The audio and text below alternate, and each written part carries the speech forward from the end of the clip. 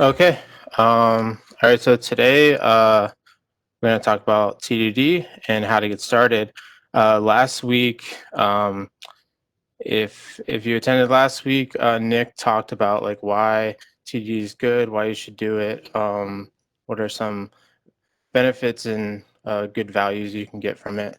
I'm going to talk a little bit about how to do it, some best practices, some overall theory, and just the flow in general.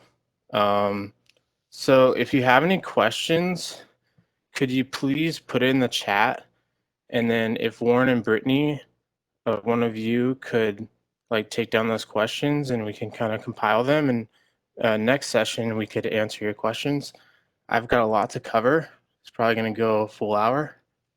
So, Sure, I'll keep track of them. all right. So, yeah, I'm going to talk about some benefits. Yeah,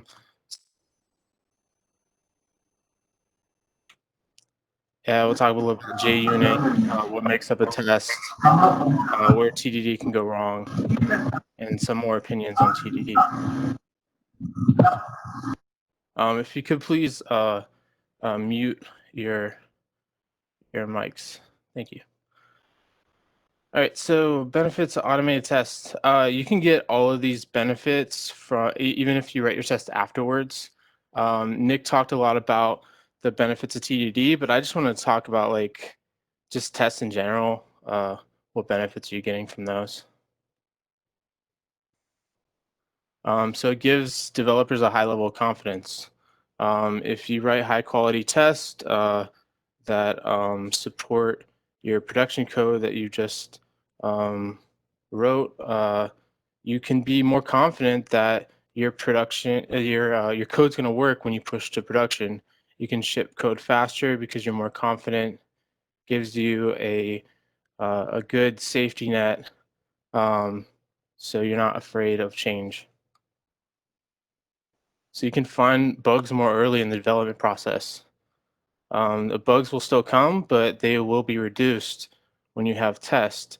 You're going to be probing your code, the edge cases, where could this go wrong? You're interacting with these tests are interacting with your system before anyone else does. You just wrote a feature, or maybe you're writing the test beforehand, and you're covering you're covering the basis, and so those bugs aren't going to come as often. So automated tests are more consistent and accurate than manual testing. We could just write the we should write the code and start up the app and check some things out and maybe do it again tomorrow. But maybe we missed one. Um, why not let a computer do it? Computers are there to uh, do automation. They're not going to introduce that human error that we could introduce. So you're going to be more consistent. You're going to do the same thing every time. And if anything changes, your tests are going to catch it. So developers are not afraid to change code when there are high quality tests in their code base. Um, yeah, I mean, yeah. So some people are afraid to change anything because they're well. If I change it here, maybe it'll break over there. But if you have that safety net available, then you're more confident and you won't be afraid to change. You can even refactor your code. Maybe you got some tech debt. Well, your tests are going to make sure that even after you're done with your refactoring or in the middle of your refactoring, you keep running your test, you know that nothing's breaking. Well, automated tests are fast and cheap. They can be ran often. So they're great while refactoring. They're supposed to be fast. You're working on something, run it as many times as you feel comfortable with. They're cheap because they don't have any external dependencies. They're isolated.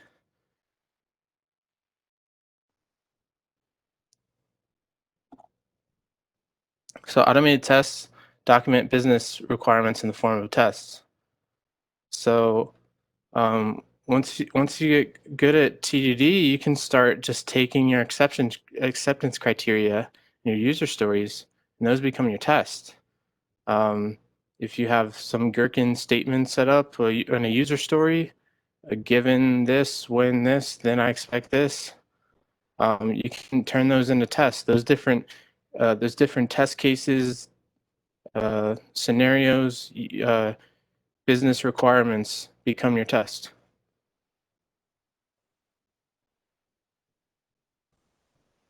All right, so unit tests. I always find like there's a lot of different definitions of like what is a unit. So I'm going to give you two definitions here. Um, Kent Beck says that unit tests test individual units, modules, functions, classes in isolation from the rest of the program. So isolation's key here. Um, you want to isolate it from database calls, other things, even other units. Um, and here's my definition. I tried to write the definition by not using the word unit as many definitions I saw. So a unit test is software code that assesses the behavior of a subset of a software system. So usually when I think of a unit, I think of a method of a class. I'm writing one test and it's testing the behavior of that method. And I'm going to make sure that my expectations line up with what's actually happening when I call that method. Okay, so TDD, usually you think about red, green, or factor. That's like the flow you're going to get into. You just want to stay on this circle the whole time when you're developing. So you start with a behavior that you want to test. So, okay, we write a test first. And once we're done writing the test, we run it. It fails. Good. Now we can write the production code to make that test pass. Just do the simplest thing you can think of.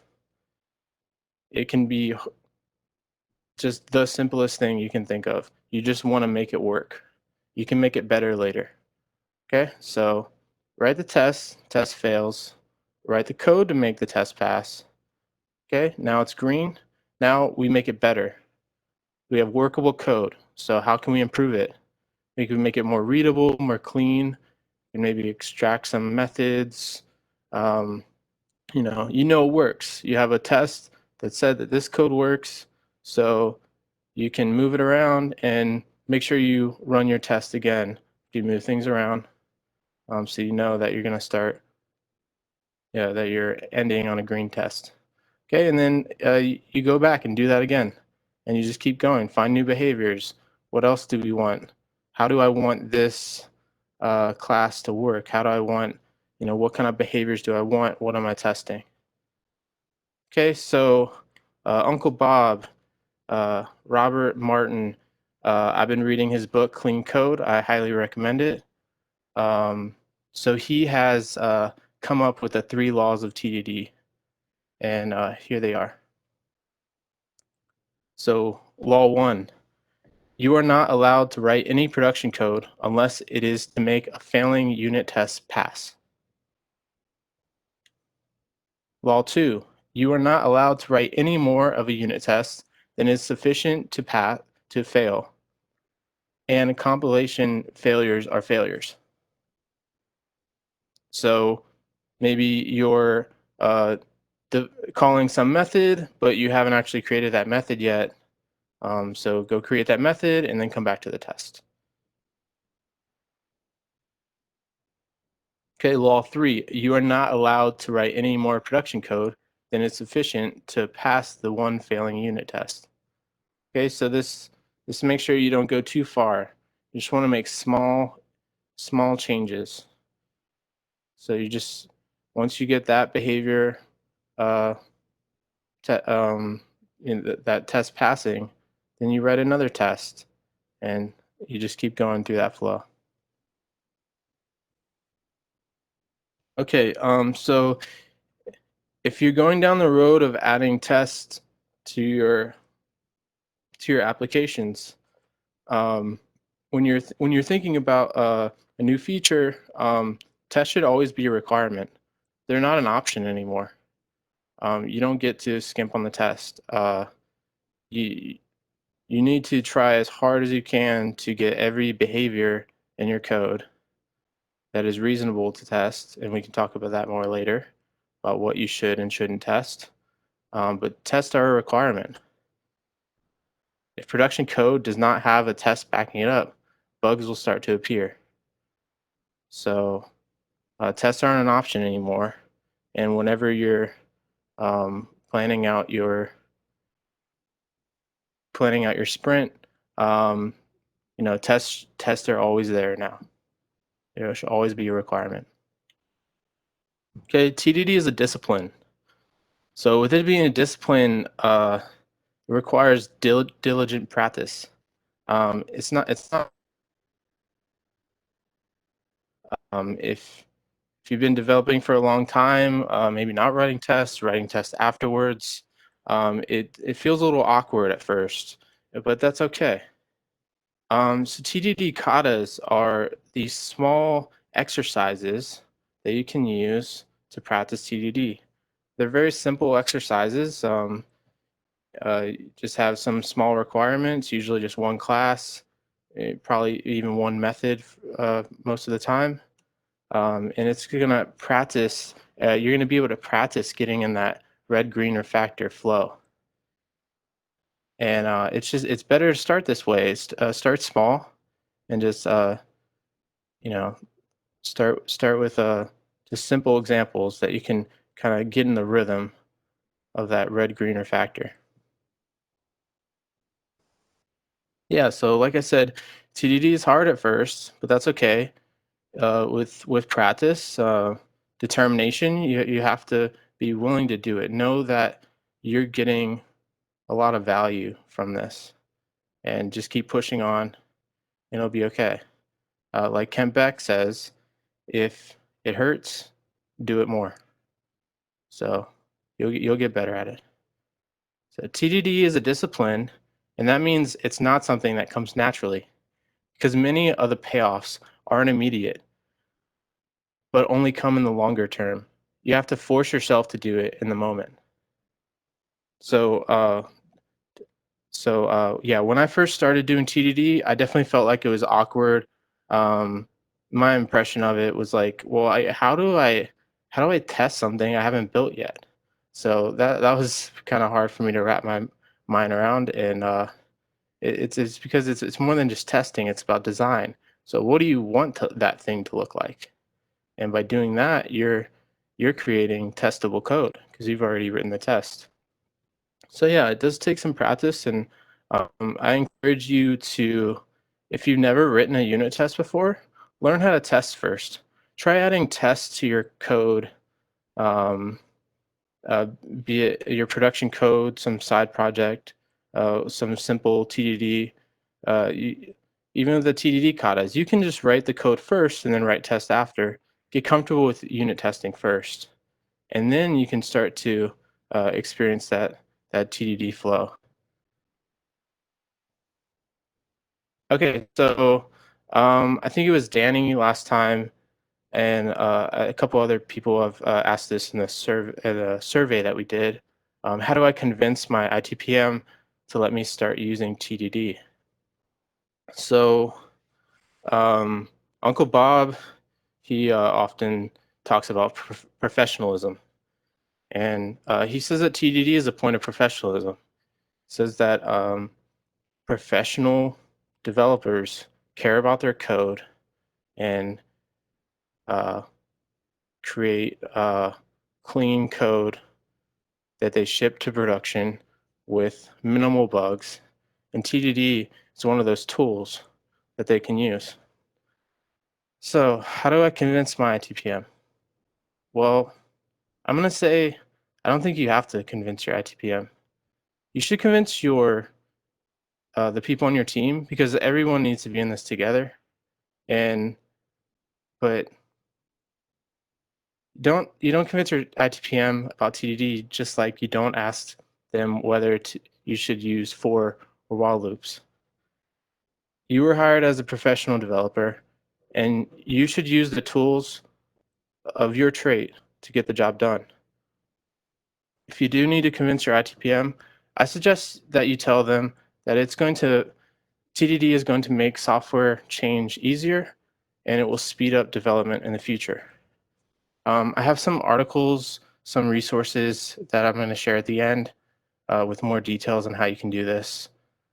Um, it's it might not be easy, but I encourage you just to you know try your best, and if you see the benefits of it, I think you can convince others as well.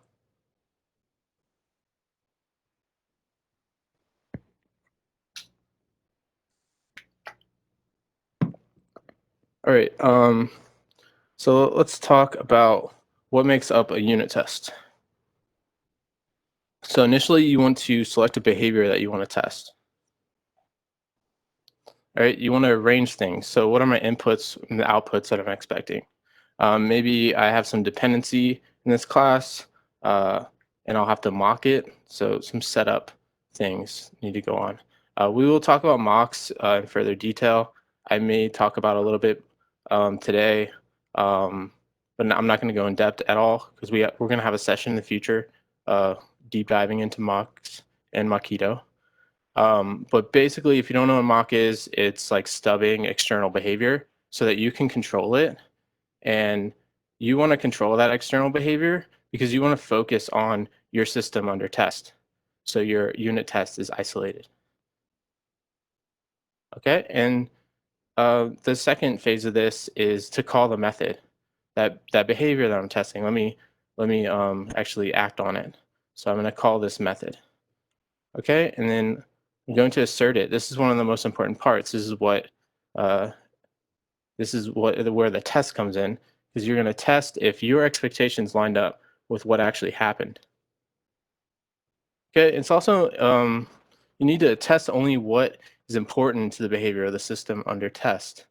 Um, Try to focus in on what really matters, like you know what is important so you don't uh, you know overly populate this test, make it really, uh, you know, messy and hard to read.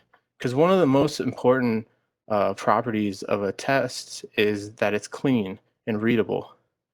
Um, it also serves as like the documentation for your system. So the more readable it is, the better. Okay, so here's an example, very simple example, um, just to get you familiar with what a test would look like. Um, so we're instantiating this calculator. We're going to call sum. So sum returns 5 when given inputs of 1 and 4.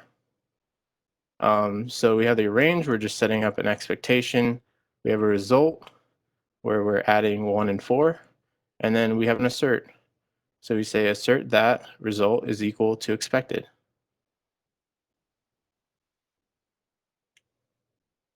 Okay, so these comments that I had, they're not necessary, just to kind of um, let you know like the different steps that are going on here.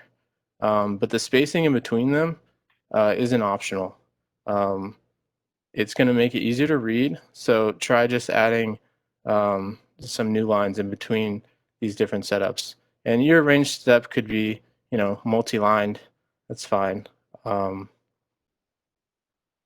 yep. And we'll talk about some more best practices of this. I just wanted to share just a simple test to kind of let you know what it's about. So let's talk about JUnit.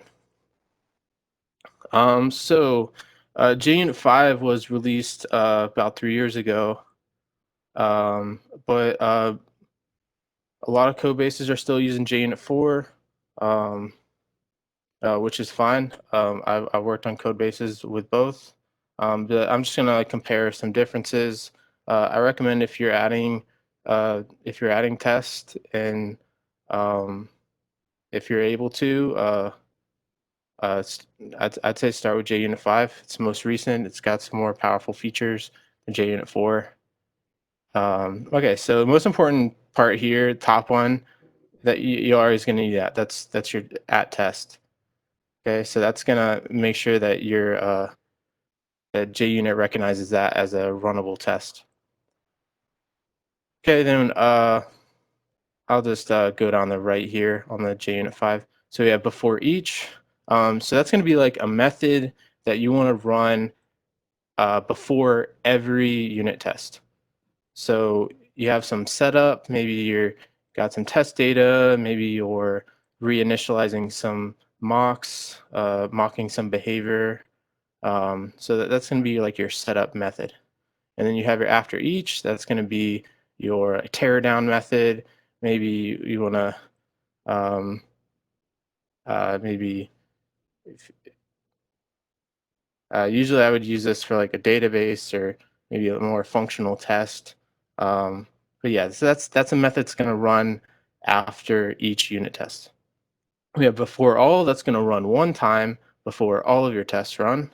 After all, it's going to run one time after. Then there's add disabled. That's going to make it so that your test won't run when you run all your tests. It's going to ignore it. And then there's extend with and run with. So those are different runners. One example is a Mockito. Mockito has a test runner. There's a Spring runner for Spring Boot applications. And that brings in the Spring context. So just a couple examples of those. All right, so let's talk about fluent assertion libraries. So going back to this example, this is assert J. So it's assert that result is equal to expected. So JUnit also has its own assertion library that might look like assert equals expected and then result. So I prefer assert J over JUnit assertions. So assert J is a fluent assertion library. I've also used Truth, that's made by Google. So both of these do similar things. They both have readable assertion statements that are more readable than JUnit assertions, um, and and you can chain them like this. So assert that this string is not null, then you can just tack all these different assertions onto them. So that's pretty useful. You don't have to keep defining your input. So it's got a lot of other things. So documentation's down here, and of course these I will share these slides later on in the day. Okay, so Kent Beck wrote an article called "The Test Desiderata." So it's about the properties of unit tests. So he says not all tests need to exhibit all properties. However, no property should be given up without receiving a property of greater value in return. Okay, so let's look at these. Isolation. Tests should return the same results regardless of the order in which they were run. Okay, so no test should have a dependency on another test. It should be isolated. Composable. If tests are isolated, then I can run 1 or 10 or 100 or 1,000,000 times and get the same results. So every time, if you don't make any changes and that test is passing, it should always be passing. Okay, fast. Tests should run quickly. So we're doing TDD, we want to stay in that rhythm, we want to stay in that flow. So if you have a slow test, figure out what you can do to speed it up. What's slowing it down? Because it's not being a good unit test right now. You need to get it faster so you can stay in that TDD flow. Okay, inspiring. Passing the test should inspire confidence. It should never be like, you know, wary that, oh, okay, it passed, but maybe there's something wrong here. No, you should be confident that, okay, it passed. My code must be working. should inspire confidence. Okay, writable. Tests should be uh, tests should be cheap to write relative to the cost of the code being tested.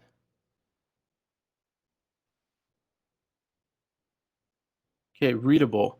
Tests should be comprehensible for the reader, invoking the motivation for writing this particular test. Behavioral. Tests should be sensitive to changes in the behavior of the code under test. If the behavior changes, the test result should change. Okay, so if we change a line of production code that a test is testing, we should probably see that tests fail, because if the behavior's changed, then the test result should change. So behavioral. Structure and sensitivity. Tests should not change the result if the structure of the code changes. So that allows us to refactor. We don't want to build these very rigid tests that, you know, test the implementation. We're trying to test behavior. We don't want to test implementation, because if we refactor some things around, we want to be able to do that without affecting the tests that code is under. Okay, automated. Tests should run without human intervention. Specific. If a test fails, the cause of the failure should be obvious. Deterministic. If nothing changes, the test result shouldn't change. And predictive. If the tests all pass, then the code under test should be suitable for production. So that's that confidence. Okay, so I have a link to his article, and he also made a whole YouTube playlist on talking about every one of these properties, backed by examples. The code is in Ruby, but it's still pretty easy to understand. And the two developers on there, Ken Beck and another person from Gusto, where he works now, run through the examples and explain it pretty well. So definitely recommend you check that out. Okay, so now we're going to talk about best practices and anti-patterns of unit testing.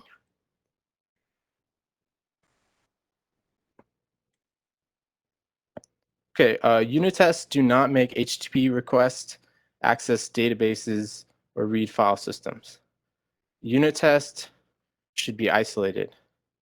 If you're doing any of those things, you need to think about using mocks, test doubles, whatever you can do to isolate this code. You only want to be testing your unit.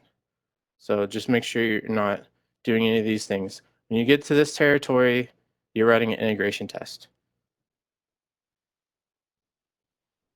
Okay, do not skip test. So that add ignore and add disabled, I don't really recommend even using that. I'd say that you should just remove them completely. What's your reasoning for adding ignore? If you want to, you can commit it with the ignored and then remove it later, and maybe you can come back to it. But I'd say try to figure out how to make that test so that you're not ignoring it anymore. If it's a flaky test that's giving you trouble, um, a flaky test is one that you maybe run 5 times in a row and it fails like 4 of the times because of some reason or another. But you should try to figure out how you can get that to pass every time you run it. Okay, so one assertion per test method. Okay, so Kent talked about predictive. So this helps with that predictive property. If you have one assertion, if something fails, you understand that behavior, what behavior is failing because of that. This isn't a hard rule. It's more of a best practice. I'd say try not to get more than 2 to 3.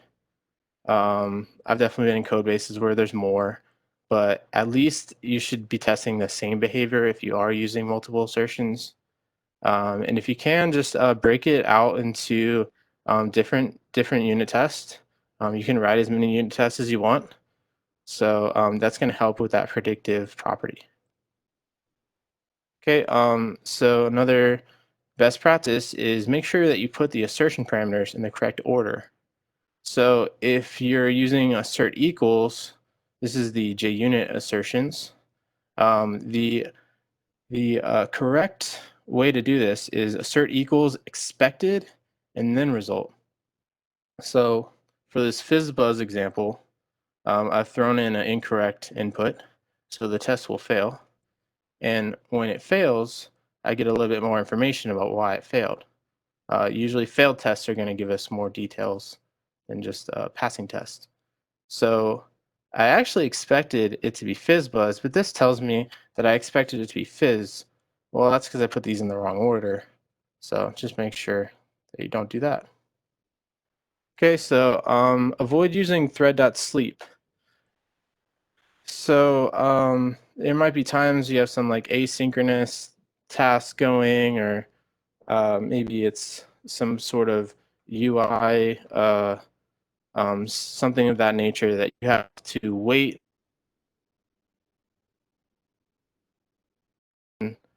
Try to do this because you'll do thread.sleep like 2 seconds, and maybe it's not always 2 seconds. Maybe sometimes it's 3 seconds. Um, so there's ways around that. You can redesign your implementation.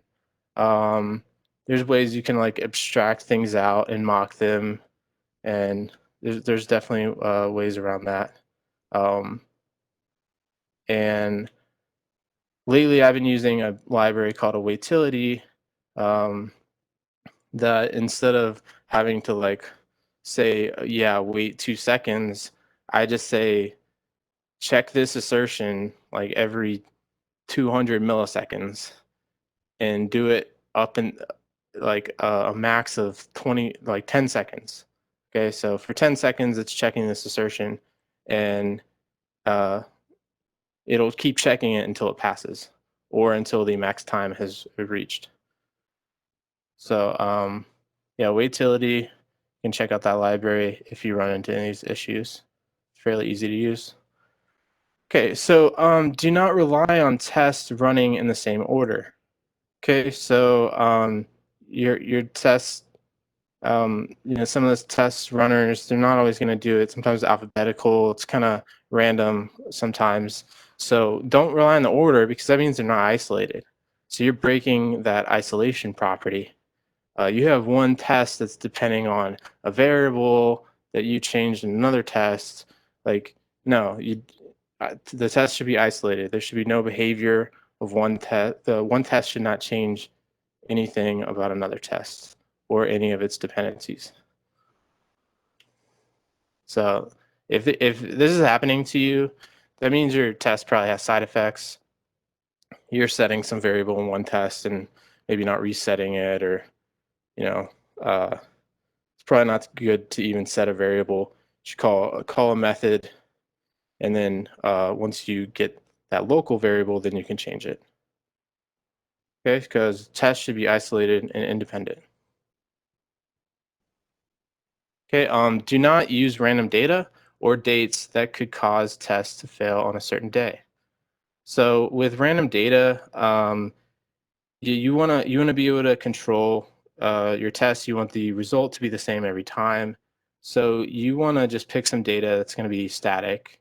You don't want to randomly just generate data. So make sure your data is going to be the same all the time. To talk about the dates, I actually have a story about a team I was on at the beginning of this year. So we had a policy end date, which ended January 1st, 2020. So we came in on January 2nd, 2020, and we hadn't made any code changes, and our test, one of our tests started failing, and so we bumped that up to like 9,999. Um, so just yeah, you don't want your test data have something where dates will change, so you don't want it to like fail like next week. All right, so So this is if you're using Spring Boot or any Spring applications. Um, so we have some environment variables in this class. We have an at value, and so if we're writing a test to actually get that value, if we need to use it at all, we'd have to bring in the Spring context so that it injects this property. Now, if you use these two annotations, it's gonna it's like it's starting up a Spring Boot application. That takes about 2 seconds, about 2 to 3 seconds, and that's just too long. Like unit tests are supposed to be fast, so don't use these for unit tests at all. If you have to, if you need this add value, if you have this add value, you can use this thing called reflection test utils.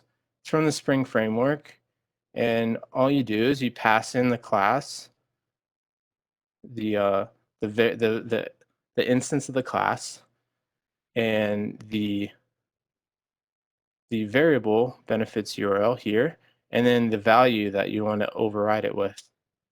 Okay, so that's fake.com, and we don't have to worry about this anymore. And now our tests are faster. Okay, so another anti-pattern is don't make unnecessary or duplicate assertions. Um, and in my experience, I've seen that I've had to delete some tests because I saw that they're testing the same thing. Like, okay, there's an assertion here, it's testing okay that variable, and next test is just testing the same thing. You don't want to make a change, one little change, and have like, 3 tests fail. If you're making one very little change to one little behavior, then one test should fail. So don't make unnecessary or duplicate assertions. Make sure that if you got one, you got it covered. All you need is one test to support that behavior. Okay, so some things you shouldn't test: configuration settings. You don't want to test that. It's not giving you any value. It's just something that you don't need to test. You don't need to test that I can read this variable in, or that these configuration settings are set or whatever. You don't need that. Another thing that you shouldn't test is models. There are times when you can. I'd say if there's some like custom logic that needs to be tested, that's fine. But I would advise against testing getters and setters. Those are pretty standard. Most of the time you're going to generate them anyways. So not everything needs to be tested. And these are a few examples of what doesn't need to be tested. Okay, don't test private methods directly. Um, so you can test them indirectly. So that private method is going to be used by a public method in the same class. So just test that public method, and you would be testing the behavior of the private method. There's ways to test private methods, um, like using reflection and some uh, other techniques, but it's not recommended, and um, it's an anti-pattern. Okay, so this is a great one. I love it when I get a bug and I can write a test that can reproduce that bug. So I feel like this is a best practice. This is great, and this is kind of like a TDD scenario where you're like, okay, we got a bug. Let's write a test for that bug. It might take a little bit to find the specific test you need to put that in, but if you can reproduce that bug using that test, then you know exactly when you're done with that bug. It's when that test passes. You're like, okay, I must have fixed the bug. So I really recommend you doing that. That's a great thing to do. Okay, so I recommend that your team adopt a zero tolerance policy for failing tests in your CI/CD pipeline. If the code is in your master branch or develop branch or whatever you're using, then if some tests have failed, if they're flaky, or maybe someone didn't run the test before, merging the code into master, um, you need to check that out immediately. Stop what you're doing and make sure that someone on the team is addressing that. Um, uh, bec- uh, because like that reduces your confidence. You want to make sure that your CID, your continuous integration, keeps flowing. Tests are very important for continuous integration, and that's going to help you out. Okay, so I was talking about tests being readable. Um, Uncle Bob in Clean Code, he says that the three most important parts of like a test is it being readable, readable, and readable. So helper methods can definitely help you out with that. Um, a lot of times, test data, these big models, entities, they're gonna fill up your test, uh, making some things over and over. So when you get to that refactor stage of that TDD cycle, think about how you can make it cleaner. So maybe you can have some method called create complex member. You're passing in only the important details that you want to change from test to test. Um, this expected here, it looks a little long, but could be a lot longer. Actually, it's using a pattern called the object mother pattern, which uses builders. So this uh, in-image subscription is returning a builder that then I'm adding onto it additional members. So definitely would recommend checking out the object mother pattern. I'm a huge fan of the builder pattern as well, and it can make your test code more concise and easy to read. So yeah, so tests should be readable. Um, Duplication is actually okay. That's when test code differs from production code. Um, you have to ask yourself a question. If you start repeating yourself, if you eliminate that duplication, is it going to make your test more readable or less readable? If you have to go into a different file to figure out what that variable is, or go to the top of the class, you're just jumping around too much. You're hurting that TDD flow. You're getting out of your rhythm. So make sure it's readable. It might be better to just hard code it so that it's a readable sentence instead of abstracting it out. So in most cases, keep it simple. Stupid is greater than don't repeat yourself for test. All right, so I'm gonna be honest. I totally stole this slide. Um, it was so great that I wanted to talk about it too. It's about, you know, where can TDD go wrong? Like what are you doing that's making the TDD like not go right? Okay, so I think in the beginning it's underestimating that learning curve. Like I talked about earlier, TDD is hard and it's unnatural and it feels like awkward. Um, don't go into it think you're going to be amazing the first time you do it because it takes motivation and persistence to grasp that. So try not to underestimate that learning curve, but know that it's definitely possible. It's not impossible for at all. It's you can definitely do it. Just take some practice. Okay, so another one is confusing TDD with unit testing. You need to be writing your test first. You need to be following those laws as much as you can. Pretty strict laws, but at least try to stay on that red-green refactor cycle. So if you're writing code and then writing a test afterwards, you're not really doing TDD. You're still getting those benefits of unit tests, but you're not getting the added benefit of test-driven development You're not getting that nice design that TDD produces, and all the other things. Um, so yeah, so thinking TDD is enough testing, that's another failure. Um, if all you have is unit test in your project, you need to have, there's other tests out there. There's functional tests, there's smoke tests, there's integration tests, there's acceptance tests, regression tests. Um, don't totally abandon your QA.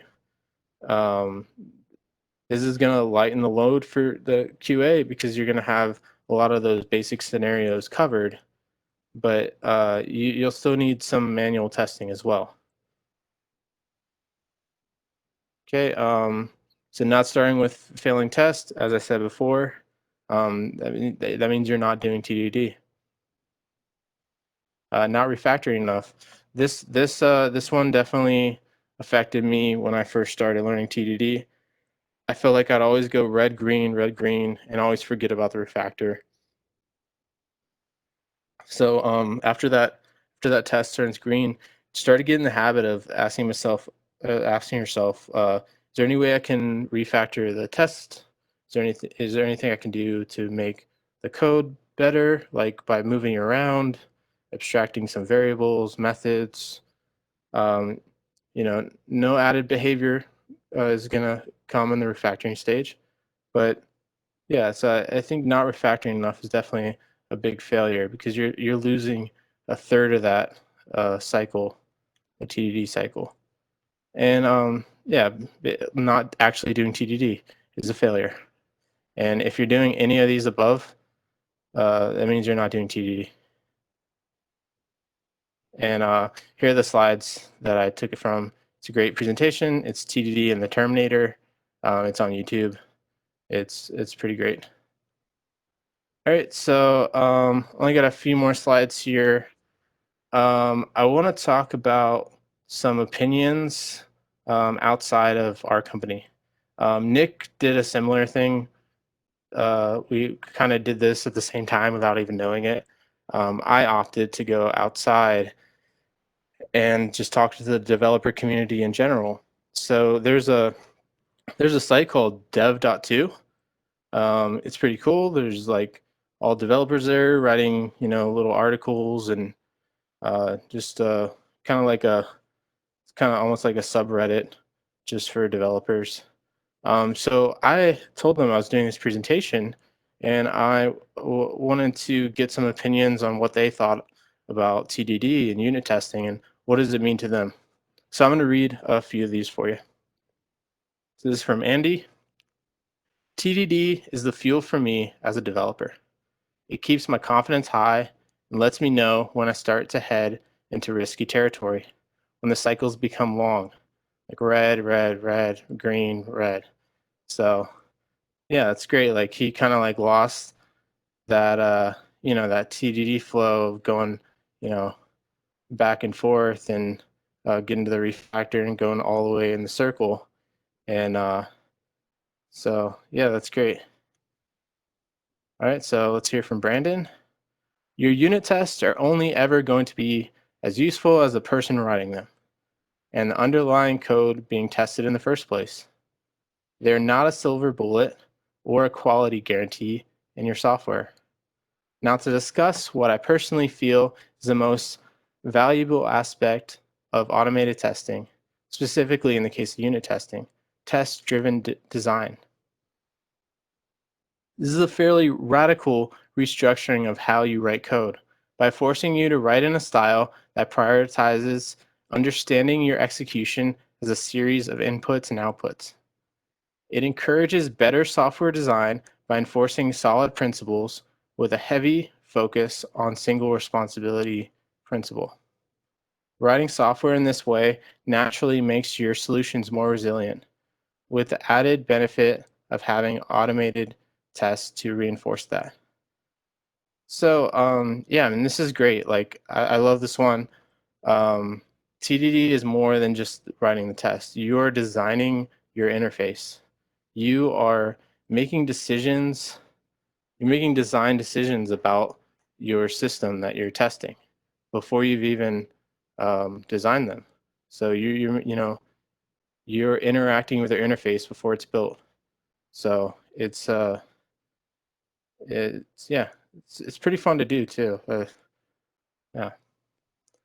All right, so let's hear from Rose. I'm going at this from the angle as a software tester, so my opinion might differ slightly. Whenever we deploy a system or the whole chain, we do sanity checks manually to make sure our core components are not affected by the release. If they are, roll back and cry. It consumes a lot of time, and we have testers that have to be at the ready at 3 a.m. for these tests. However, when there are automated tests in place, which some of our systems have, we can use the CI/CD pipelines to trigger the sanity checks. No need for human interaction, and also a lower risk of human error. The same goes for regression tests, which can be used in even more situations. Regression tests closest to the unit test, but from a functional point of view, can be run at any point after any change. So run the regression test. Does everything still work like it's supposed to? Awesome. Do we have failed tests? Roll back and cry again. And of course, analyze where that little bug is at. I can keep going like this, but these are some of my main arguments when it comes to automated testing. Oh, and one last argument. When you're unit testing your code, you reduce the chances of that one heck of annoying tester being at your desk time and time again. All right, so yeah, so I thought these were really great, um, and yeah, I'm glad they were able to share their opinions on TDD and unit testing. So yeah, here are the articles I was talking about. This top one's convincing your team to adopt TDD. It's a great read. If you're having those questions, please check this out. Maybe you can get some tips from it. The second one is similar to that, where it's basically an intro to TDD for non-technical people. So maybe to kind of explain TDD to ITPM, Scrum Master, whatever it is, tell them the benefits. It takes a different approach. And this one, please read it. The third one, Modern Best Practices Testing Java. I mean, maybe read it after you've, done some unit testing on your own. But I read this earlier this year, and it definitely changed the way I thought about writing my tests. And I still use a lot of these practices, some of them which I hinted at today. And the last one here is 7 popular unit test naming conventions. There's different ways to name your unit test. I showed one of them today, but you can check this out if you need any information on that. And that's about it.